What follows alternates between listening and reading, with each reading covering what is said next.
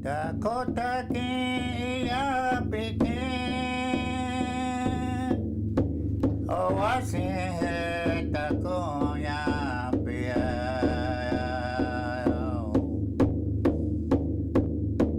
wakandaka tipi dekta takata ken okina shimte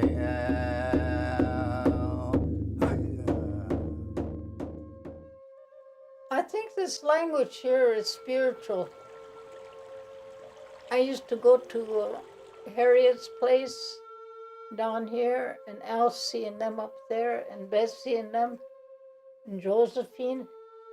And I noticed that, especially Harriet and them, they were so happy when they got together to talk Indian. It seemed like it relieves them of something.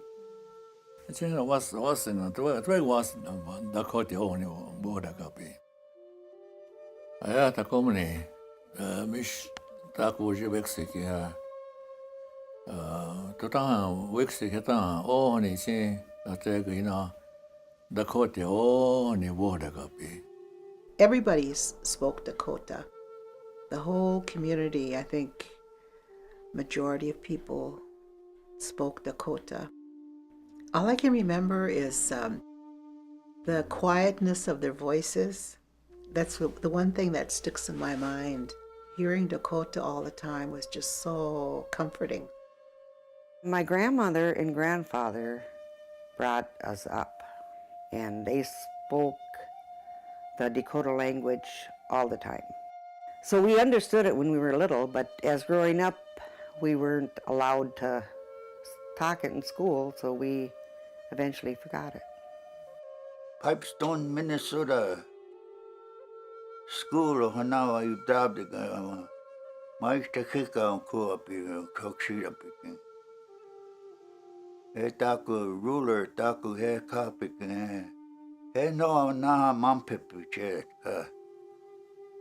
I shoot you up in here. I worked on you. Dakota up in here. A pet. And in a chance.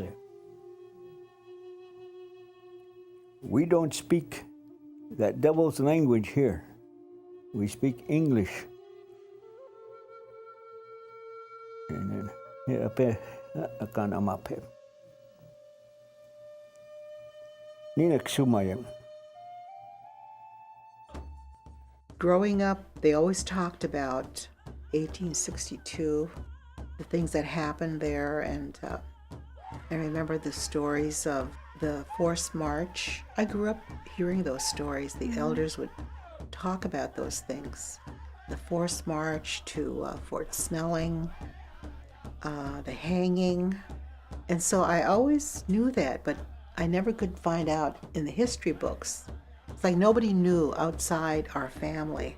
And so my mom used to tell us, and maybe she wanted to make sure we never forgot about what happened to our relatives. The devastating events of 1862 U.S.-Dakota War changed things forever. As a result of 1862, the U.S. government renounced Dakota treaties, and the Dakota were exiled from Minnesota to reservations in Nebraska and South Dakota. Only a few Dakota were allowed to remain in Minnesota. During the 1870s and the 1880s, the exiled Dakota began to return to Minnesota to rejoin their relatives. I think when we were little, you almost didn't want to be an Indian. As soon as you got to school, you were a savage, a little Indian getting beat and hit and standing in the hall, getting our hands hit and on this side and in the back. But you didn't even want to be an Indian. You thought it was something bad or something wrong with you. As you get older and learn the history and stuff, that's where we have to come back. We have to remember that we're brown, we're Indian, we're never going to change. That's us. So we have to wake up and remember who we are. We're Indian. We have to be proud to be an Indian and learn the language, and that's what's going to help us the most. To speak our language, then we are who we are. younger sister, Epazo. Today, Dakota people, despite the challenges faced by their parents and grandparents to survive and preserve their traditions, Dakota people in many places are experiencing a cultural rebirth through remembering the past, reclaiming their place in the world, and reconnecting the circle of Dakota tradition. You guys are really doing a good thing because we have to keep our language alive. I mean, not just the Dakotas, but all of the nations that are losing their language. Because once we lose our language, we no longer exist as a nation. We are Dakota. And our children should be taught that. Who we were is what we want to try to get back to. And I think it's going in the right direction. And I do see it. I do see it in so many different ways that we are trying to help our younger people to be who they are. Damakota. You are saying something very great and honorable when you say, I am a Dakota.